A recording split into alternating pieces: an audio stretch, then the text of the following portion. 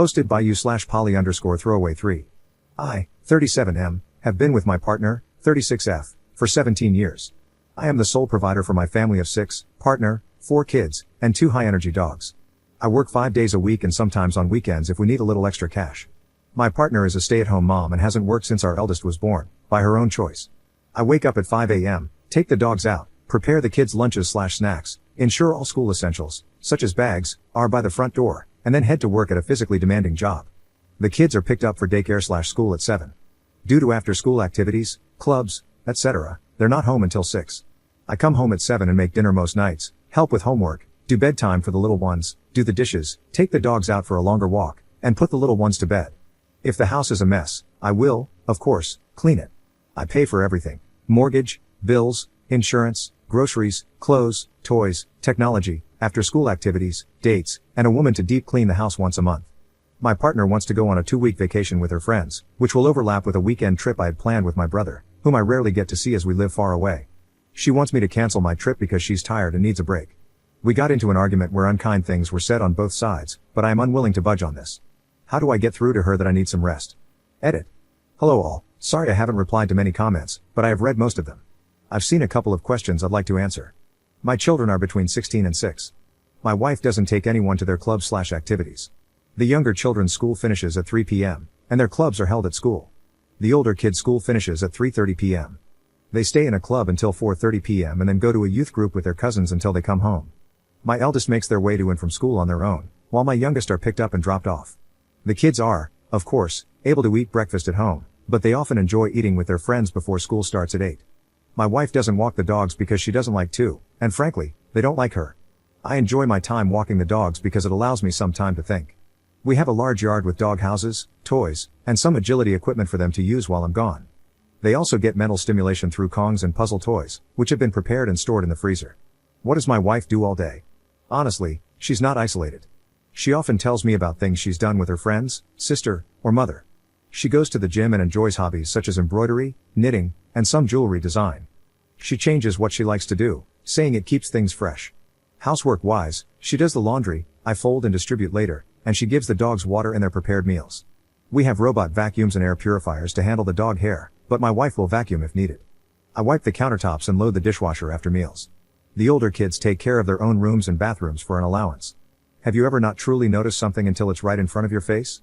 I was so mad because I wanted to go see my brother and she wanted to go on vacation with her friends. Yes, she wants me to pay for it. And things have been like this for so long that I didn't see how unfair and imbalanced things were until I really started to look at how our duties were distributed. You've all given me a lot to think about. I'll answer some comments later. Update 3 weeks later. Here is the update. It's not good, but it's not totally bad either, because apparently, I've sprouted a backbone. A lot has happened, and I feel like my world is falling apart. This will be long. The following paragraphs provide more background before I get into the update. Some of you have suggested that I enable her behavior, and I'd like to address that to explain how things got this way to begin with. My wife worked from age 16 to 20, but I'd often come home after work during the early stages of her pregnancy, and she would tell me how bad the morning sickness had been and how she was getting in trouble at work for being late or not showing up due to the issues she was having. One night, after a long discussion about things, she suggested that it would be easier and better for her and the baby if she stayed home during the pregnancy. I was reluctant at first because we weren't exactly swimming in cash, but ultimately, the health of my wife and child was more important than a few months of added stress. To save money, we moved in with my wife's older sister and her husband. We split rent and utilities but were still able to save some money. The pregnancy wasn't easy on her. She was often cranky and uncomfortable, and as a result, could be quite mean, rude, and a bit physical. After further discussions with my wife and her sisters, I took on more of the household duties, such as cooking. When my eldest was born, my wife's sister helped with child care while I was at work for the first year. However, after she and my wife had a fight when he was about a year old, we moved into our own place. My wife struggled during the day when I wasn't there to help, so we ultimately decided to put him in a daycare facility. I would drop him off on my way to work and pick him up on my way back home. Once home, one of us would cook dinner while the other watched the baby. Back then, we had no pets, so household duties weren't too much and could be handled with a couple of hours of cleaning on Saturday or Sunday, which we split between us. When my son was 3, my wife's sister offered to help her get a job where she worked. My wife had to go through an interview, but my sister-in-law was confident she'd get the position. My wife was reluctant and nervous about returning to work, but she attended the interview and was offered the job. I don't remember much of our celebrations that night, but it ended with the conception of our second child.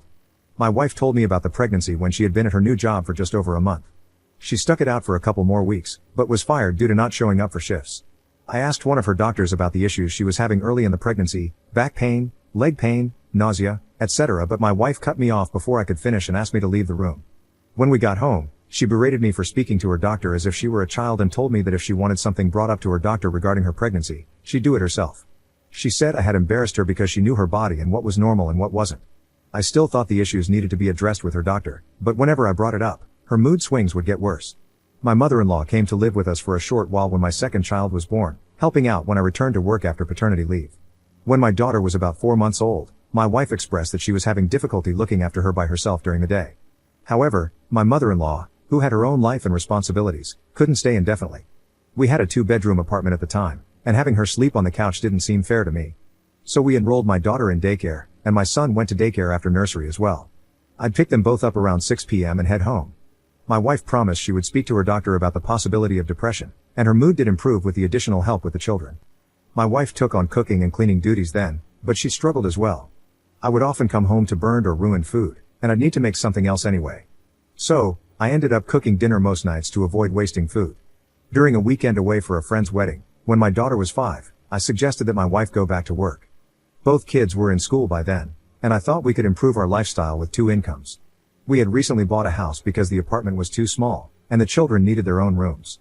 She seemed hesitant, which I understood after being out of work for so long, but she agreed.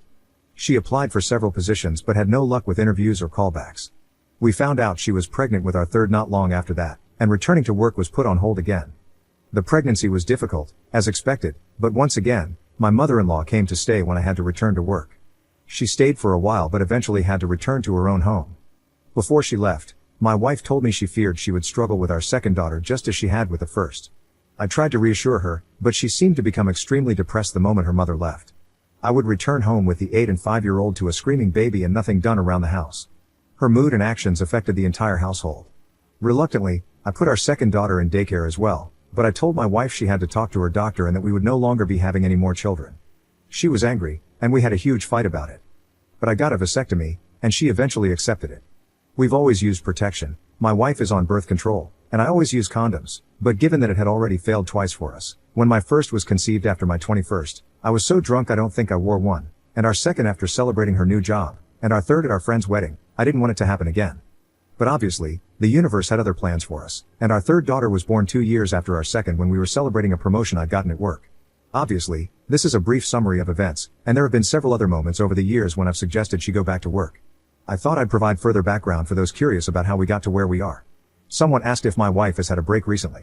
She has never taken 2 weeks away before, but she goes away a couple of times every year for weekend trips with family and friends. The longest she's been gone is a week. In regards to the dogs and why they don't like her, it's because she doesn't like them. She thinks the mental stimulation I provide through Kong toys, games, puzzles, etc., is unnecessary, but freaks out if their energy levels are too high. One is a German Shepherd, which I was gifted for my birthday, and the other is a German Shepherd Malinois mix that my wife brought home because she thought our GSD needed a friend. Yes, they have been to training and were originally in doggy daycare for the first couple of years. Now, on to the update. As one of you suggested, I took a day off work. I genuinely wasn't feeling too good either, but I intended to speak to my wife about the situation while the children were at school. The kids all left for school by 7-ish, and my wife came downstairs at 11:45. She seemed very shocked to see me. She asked what I was doing at home, and I explained I took a sick day as I wasn't feeling well. The first words out of her mouth were, "But we need the money, you don't look that bad." I made a face, and she quickly asked what was wrong and if she could get me anything. I asked for water, and we sat on the couch, but soon her phone rang, and she went into the kitchen to talk. She came back a while later and asked if I wanted to get something to eat. I said we could make something from the kitchen. She said she wanted to go out, but I said we could order takeout since I wasn't in the mood to go out. The dogs had been sitting by the chest freezer near the pantry, waiting for their lunchtime enrichment for about 10 minutes. I asked if she was going to feed them. She flopped onto the couch and asked me to do it. I said no. She asked again, and I said no again. She glared at me but eventually got up and fed them. She kept asking me to take her out several times, and I kept saying no. I was starting to get a migraine, which I told her, but she continued asking, suggesting we could go shopping, she could get her nails done, and we could enjoy the day together. I refused again and said we had something to talk about. She agreed but then went upstairs. She came back down 40 minutes later, dressed up, and said if I wasn't going to take her out, she'd go herself. I tried to get her to sit down so we could talk, but she blew me a kiss at the door and rushed outside without even locking it. While she was out, I took some of your advice and canceled the cleaning lady we have. I apologized to her, as I really did like her, but she was very understanding, and I think we parted on good terms. She returned home at 8 p.m. and immediately asked where dinner was. I told her the kids and I had already eaten. She then asked where her dinner was, and I told her she'd have to make something for herself. She said she'd just order something, and I told her no. This gave her pause, and she looked at me like I just told her she had to starve. She said she couldn't cook, and I told her I knew she was perfectly capable of making something. We have plenty of food. She doesn't need to be Gordon Ramsay to heat up a tin of soup or something on the stove. She left again and returned 30 minutes later with McDonald's just for herself, which set the younger kids off. Yes, they'd already eaten, but she walked in the door finishing her burger and drink with an empty bag and McFlurry tub. Our youngest asked why she didn't bring her any ice cream, and my wife replied, "Daddy said I wasn't allowed to." I did not say this, and it took more strength than I'd like to admit not to yell at her in front of our daughter. After the kids were in bed, I asked my wife to sit down and talk about the situation regarding our trips. She asked if I had rescheduled with my brother, and I firmly told her no, and that I wouldn't be. I tried to have a calm conversation. I explained that I felt our duties were incredibly uneven and that I'd like for her to take on more responsibilities with the children in the house. She argued that she does enough, so I asked her to make a list of what she actually does. She listed laundry, feeding the dogs, making doctor's appointments, and grocery shopping. I brought out my own list, detailing everything I've shared with you so far, and added that I create the dogs' meals. She simply has to give it to them. I also fold and distribute laundry, take the kids to their doctor's appointments, and pointed out that groceries are ordered through an app on her phone, delivered to the house, and I'm the one who puts them away. At that point, she got up. I asked what she was doing, and she said she was going upstairs. I didn't argue, as I didn't want it to escalate into a fight and risk waking the kids. She was visibly shaking with anger. A while later, I went upstairs as well. She was on the phone with someone, and when I entered the room, she demanded I leave and sleep on the couch. I refused and climbed into bed. She hung up the phone and demanded again that I sleep on the couch, and again, I refused. She then grabbed me and physically tried to drag me out. That led to a fight, and I ended up sleeping on the couch because I didn't want her to wake the kids. The following days were much of the same. I've stopped folding and putting away her laundry. I still do it for myself and the younger kids, and my two oldest take their own piles and put them away. I continue to cook for the kids, but I've told my wife that she needs to make her own meals. Petty, I know, but I felt like something had to change. I think my eldest heard us arguing because he asked if he could take the dogs out for a couple of walks with his friend during the week. He has, and he says he's enjoying it, but I think he and my wife had an argument the other day because he's been very distant with her, and things just feel off. He's asked me about 3 times if I love him. Of course, I've reassured him that there is nothing he could ever do to change that. Yes, I've tried to talk to him about it, but he doesn't want to open up yet, and I need to respect that. I think pushing him might be a mistake. Thursday night, my wife asked if we could have a drink, as I had to leave on Friday to see my brother. I had one, but it went straight to my head, and honestly, I just wanted to sleep. She kept trying to initiate bedroom intimacy, but I wasn't in the mood. I woke up Friday morning, and my wife was gone, along with her suitcase. I've texted and called, but there's been no answer other than a text saying we'd talk about it when she gets back. She ignored me and went on her trip anyway, and I am furious. I left her some cash in the bank account she has access to, but I've moved everything else into another account. I had to call my brother to explain why I wouldn't be coming to see him, and on Saturday, he arrived with my nephew and 2 nieces. The house is very full, but honestly, it feels more open than it has in a long, long time. The kids seem relaxed, and so do the dogs. I don't know what will happen with my wife, but I'm done. I can't afford a lawyer right now, and unfortunately, I don't know anyone who could give me a deal or do me a favor, but this marriage is over. It should have been a long time ago. Op on if his wife might have undiagnosed health problems including PPD. I spoke to her doctor about the issues she was having because she wouldn't. When the doctor asked her what was going on and how she was feeling, she would say the pregnancy was fine and that she had no issues. Yet at home, all I heard was how hard things were, how sick she felt, and how sore she was, along with the constant screaming and yelling at me. I went to the bed because I'm 6 feet 5 inches and work a physically and mentally demanding job. It's not good for my body to sleep on a 2-seater couch. I needed to rest since I had work in the morning. She escalated the situation and got physical, not me. She made the argument worse, not me. Undiagnosed PPD? She's been to her doctor, who diagnosed her with nothing. She told me that herself. And as for me knocking her up, it takes 2 people to create a child. We don't live in America, and my wife is pro-choice. If she had wanted to terminate the pregnancy, she had the ability to do so. After our second child was born, I told her I didn't think having more kids was a good idea, but she insisted. I said the same thing after our third, and even after my vasectomy, and she lost her mind. Let her go on vacation and feel like herself for the first time in forever? Did she not feel like herself when she went on multiple weekend trips with her friends last year? Or when she goes out for lunch dates with the girls every month? Do you know the last time I saw my brother in person? Before the pandemic. He's here to support me. If you think it's fine for my wife to go on vacation so I can't, Then it's perfectly reasonable that my brother can come to the home I pay for when I need him. Are you my wife? Second update 6 hours later. I'm not going to add this to the post as it's already long enough. Please excuse any spelling mistakes as I'm so tired. Thank you all, but I'm not in America. I know a lot of you have suggested I message her, telling her I'm going to divorce her, etc. But I think I'm going to play it cool, act like I've accepted her decision so she's not on guard. I know she's said something to my son, but he won't tell me what it is, and I feel like if I push him, he might not ever open up. My nephew and he are hanging out a lot, they're close despite not seeing each other much, so I'm hoping he might confide in him and maybe eventually open up. I'm not just letting this go, we will talk, but I don't want to push him too much. I'm not a lightweight, I can drink, but I've been exhausted, and I mean very exhausted, for some time now. I think that's maybe why I passed out after just one drink. But I would be lying to myself and to you if I said I wasn't suspicious. I'm suspicious of a lot now. I swear, I'm not an idiot, but I really feel like one right now. Some of you have suggested I get the kids' DNA tested, especially my youngest. While I know this is likely something I'll have to do, it breaks my heart to think they might not be mine. My girls all look the same, just older versions of each other, so if I have to test the youngest, I'll have to test them all. I never wanted kids, which is why I've always used condoms. I'm not the biggest fan of them, but I love my kids, these kids, no matter what. Regardless of the DNA test results, they are mine. But I fear if it comes back that they're not, it could damage our relationship. My brother has read my posts and spent the last few days telling me everything he hates about my wife, obviously not in front of the kids. He's pretty funny, and I feel like I haven't laughed like this in a long time. He says he's going to make a Reddit account, Lord knows what he'll say. Writing this update has really opened my eyes even more. I can now see how the timing of me wanting her to go back to work lines up with each pregnancy. But when these things are years apart, and you're focused on supporting the family and managing work, your brain sometimes pushes these thoughts away. Then something triggers them, and suddenly, you're slapped in the face with the realization that your entire relationship might be built on a mountain of lies. She has her phone and iPad with her, so I can't check any of that, but I'm going to be going through her things. Is it an invasion of privacy? Likely. Do I care right now? No.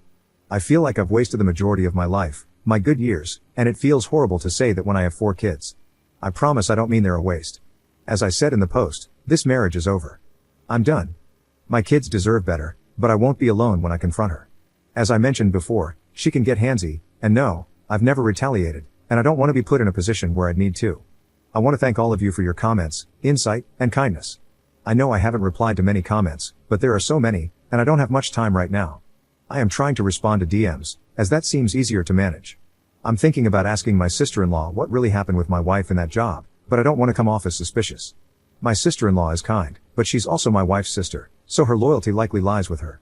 I don't want to tip off my soon-to-be ex. Does anyone have ideas on how I can bring this up naturally? It seems strange to ask about a job my wife held briefly years ago. I wish you all the best. Op on the accusations for not respecting his wife's needs and wants. How do I not respect her needs or wants? I pay for everything and handle the majority of the child and pet care, as well as most of the housework. I haven't gone on vacation in years because I've been providing for my family. For 17 years, I've given her everything she's wanted, and yet she couldn't give me a single weekend with my brother. Why couldn't we both go on vacation? Because I don't have the money to fund a 2-week trip for her. I can't just leave my 16-year-old to care for 3 younger kids and 2 high-energy dogs. I couldn't take them with me either, because that would mean paying for multiple plane tickets, accommodations, food, and dog sitting or boarding for the dogs. Third update 1 month 3 weeks later. Hello all, I'm sorry it's taken so long to update. Things are not good. This update will be brief, but I'll try to do a longer one when things improve. Yes, we are separated and will be getting a divorce. My father-in-law has graciously offered to help. It's taken me a while to update because, as many of you suspected, some of the children aren't mine. My eldest, my son, is mine, but my 3 daughters are not. I found out not long after my first update, and while I thought I could handle the news, clearly my body couldn't. I had a heart attack. Thankfully, my brother was with me and called an ambulance. I am recovering, but it scared the hell out of me and my family. As some of you may remember, when my ex left for vacation, I took most of the money out of the account she used but left around $500 so she wouldn't be stranded. That money was gone in a few days. She used her own money, which she's been making from OF, to fund her trip. Yes, I'm serious. She has an OF account.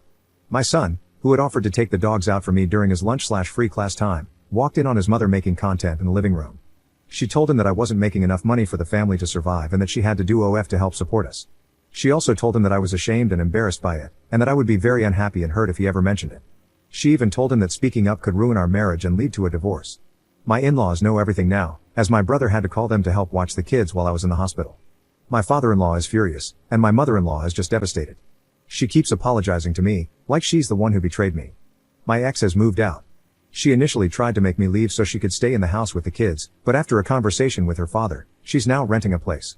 My eldest daughter and son know the girls aren't mine. My ex told them after they said they didn't want to live with her in her new place. My mother-in-law was with them at the time and, according to my daughter, began screaming at my ex for her behavior. My youngest two don't know yet, but they will. This isn't something I can keep from them forever. They already know something is up. I've cut back my hours at work and have been able to work from home. It's a desk job for now, but I'm really thankful to my boss for being flexible and working with me on this. When I got home, I found out that my mother-in-law and one of my sisters-in-law had cleared out my ex-wife's hobby space and turned it into an office/den for me. I'm very grateful for their support during all of this. I know it can't be easy for them to take the side of their daughter/sister's ex-partner during a breakup, but I truly appreciate their kindness. While things aren't great by any stretch of the imagination, I feel oddly strange. Things seem calmer without my ex in the house. There's more laughter around, and even the dogs seem more at ease. But I am so angry. Obviously, that's not good for my heart, but I feel like I've wasted a huge chunk of my life raising kids that aren't mine in a marriage that was messed up from the beginning. Now, please don't take that as me saying I regret my girls. I don't at all. They're smart, beautiful, cheeky little weirdos that I love with all my heart. But the betrayal stings. The fact that I've been working my ass off for years while she's been making thousands on OF and keeping it to herself stings even more. I'm ashamed, humiliated, embarrassed, angry, and relieved. It's a mess of emotions in my head. But I know I'll get through it. I have to, for my kids and my dogs.